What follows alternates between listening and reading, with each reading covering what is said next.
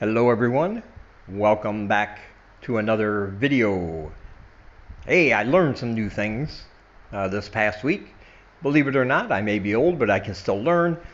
And I'll tell you how I got to learn these things, but the festival coming up, the big festival, Chum Ben, here in Cambodia, I learned some things about it. Seeing how it's October and it is spooky month, I found out a couple things that are really creepy, some things that you would probably read about in a horror book. And I appreciated those things, something I didn't know before. So see, I am capable of learning. I'm going to tell you exactly what I learned and let you decide how effectively creepy it is. But as always, I want to remind you that I have books for sale. And if you want to purchase the books you see on your screen, they start at just $1. That includes the new cover for my horror anthology Monsters, as you can see right there on the screen. Yeah, ain't that one a beauty? And that one's only $1. And I have other ones down there as well, the ones you see on your screen. There is a link down below, so feel free to check that out. And also, as a reminder, we're really looking for your help this month. We could use some donations, a couple $100s. So if you want to donate, and you can through either PayPal or Ko-Fi.com, it would really help us out. We're coming up on the slow time of the year, and any little bit extra really helps us a lot. We love our supporters. I always appreciate it when people donate. So like I said, if you can and if you want to, that would be very much appreciated. You help keep us going. And this is one of those months where things are a little bit slow, and we could really use the financial help. All right. But now let's look at Chum Ben. Me and Kelly from Autumn in Asia and Ed and Seng Lai, we all went to a class. It was a special free class, 2 hours long, held at the Be Like Khmer School, which is a premier Khmer language learning school. So if you guys are looking to increase your vocabulary or understanding of the Khmer language, I would recommend that school. And you can check it out when you get here if you want to. They have all kinds of classes available, all different kinds of times and hours and all that. But they were having a free 2-hour class on the history and the significance of this holiday, Chum Ben, for anybody who wanted to go. And of course I was interested. I'm not going to go into everything they taught, because that would be a 2-hour dealio. But basically, Chum Ben is the biggest traditional Buddhist holiday here in Cambodia, where people celebrate and pay respects to their deceased loved ones going back 7 generations by giving the monks. They go to temples and give the monks offerings of food and money and drinks and everything else. Then the monks say a blessing to be sure that it gets the proper merit to their deceased relatives. But there are some pretty horrifying things in the tradition of this holiday, and that's what I want to talk about because it is the spooky season. And the first one is that during this 15 days, every year, it is believed that the gates of hell open up to allow the dead to come into the world of the living. Now, while that's also significant in other cultures, including our version of Halloween, and in Mexico, the Day of the Dead, a lot of cultures have that one. This one is a bit significant because for Chum Ben purposes, there are 4 basic types of spirits or ghosts that we're dealing with. And apparently what happens is, when you die, you are sent to this, you are sent to hell, and I'll speak about that in a minute. But depending on the amount of your unrepentant sins, how bad or good of a person you were depends on which kind of ghost you're going to be when you're first in hell. Now, hell is not what you think in this culture. It is not the traditional place of torture and suffering and fire and brimstone and all that horrible stuff. And it's also kind of not really a purgatory like you would see in Catholicism. Like Catholicism, purgatory is a place where an in-between place until it's determined whether you go to heaven or hell. None of that is involved here because they believe in reincarnation. But hell is kind of a waiting area. It's just not a place of unnumerable suffering, as we are taught to believe in Christianity. But they do call it hell, and but when they talk about the gates of hell opening up and letting the dead out, that conjures up some pretty terrifying images, yeah? I thought that was pretty cool that they used that terminology. They used the word hell, and we're kind of confused as to why we would be shocked by that, because of course they don't understand the Christian concept of hell or heaven. But anyway, so the gates of hell open up and allow the dead to come into this world. Now, the lowest level spirit in this hell, those are the ones that had the most sins, and the ones that were the really bad people. When they wind up there, they have to get enough merit to kind of level up, I guess you can say, and go to the third type of ghost, and the second, until the first. And that spirit or that ghost, the lowest level one, the fourth level one, it actually said this on the screen. This one eats pus and blood. That made my little horror heart happy when I heard that. I was like, what? So you have a ghost in this rich Buddhist tradition that eats pus and blood. And those are the really bad ones, that's pretty horrifying to think about.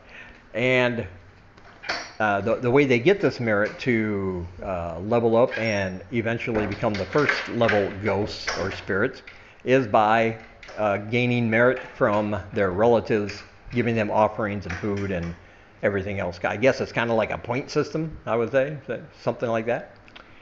But eventually you're going to become a hungry ghost. Now these, out of all the ghosts that come out of that barrier on this 15 days, according to their belief, the hungry ghosts are the ones closest to reincarnation.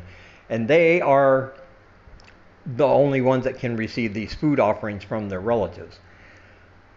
Now this ceremony, when families go and give this food to the monks for them to say a blessing over it, these are going back to their family up to 7 generations. And the more families that does this and the more offerings these relatives receive, this is how they gain merit in the afterlife to atone for the sins that they committed when they were here on earth, until eventually they will be reincarnated. That's the gist of the ceremony. And and there is a lot of ceremony involved, not just on the day of Chum Ben, which is just a couple days away, but also the previous 14 days leading up to it. There are all kinds of ceremonies, all kinds of blessings, all kinds of gifts sent to the monks and given to the monks, tons and tons of food, tons and tons of drink. And this also helps the monks. Once they give the blessing, the monks will store this food and they will be able to feed themselves for up to 3 months at each pagoda from these offerings. But for all the leftovers, and there will be leftovers, trust me, there is a ton of stuff delivered to these pagodas during these 15 days. What the monks will do is they will go out and hand food out to orphanages, hospitals, and the poor and needy in the area around their pagodas. So it's one of these ceremonies that helps everyone. It helps the family, it helps the family's deceased loved ones, it helps the monks, and it helps some of the poor and needy in the area that the pagoda sits. So it's really a rich kind of holiday, rich in Buddhist and traditional culture. But like I said, the things that stuck out for me is that these people, they believe that the dead are coming across that veil between the living and the dead on these 15 days, right from hell. And that one of the ghosts, they eat pus and blood. And so they are like the really bad guys, I guess, the ones that probably committed murder or other atrocities, that went unforgiven before they died, or they didn't get enough merit to take care of those in this life, so they now have to suffer with them in the next. And I really like that whole concept. I've been here 5 years, and I had no idea that was even part of the Chum Ben, uh, uh, tradition here. I knew a little bit about what it was for and how important it was. A lot of businesses close for that whole 2 weeks and just go to different provinces to be with family. They eat together, they drink together, they remember their loved ones. They do these rituals, and they go to the pagodas, and they give to the monks and all that good stuff. But I just never knew that it was also steeped in this kind of macabre and kind of just delightfully disgusting tradition as well.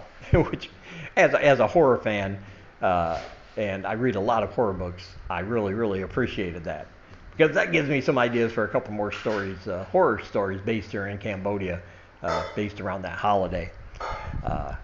Yeah, like I said, these four spirits or ghosts are the main ones for Chum Ben, but I guess in Buddhist tradition, there are actually 12 kinds of ghosts altogether.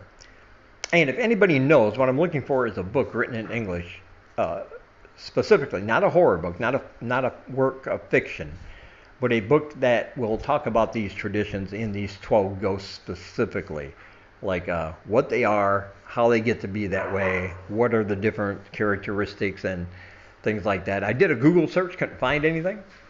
So I'm hoping somebody out there might know, and you can help me out if you know of any books written in English about that tradition of the 12 ghosts of Buddhism and what they represent and how they get to be that way.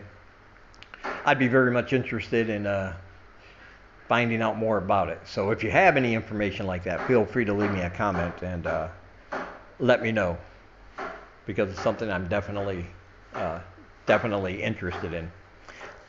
Like I said, I did a Google search, but that didn't really. All the Google search talked about was ghost stories in Cambodia. When I did the search, like different Cambodian authors that have written ghost stories, and I'm not looking for fiction. I'm looking for something that, like the oral or the written tradition of this particular subject when it comes to Buddhism, if that makes sense.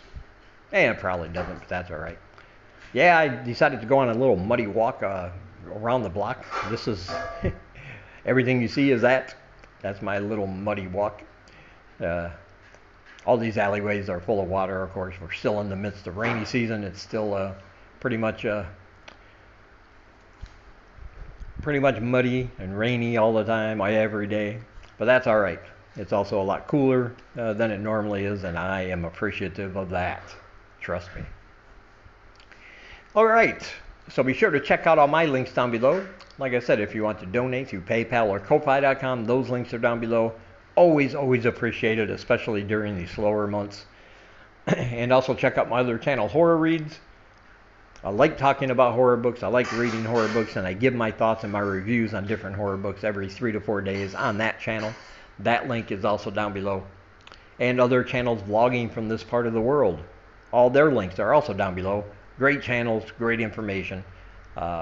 Be sure to check them out as well.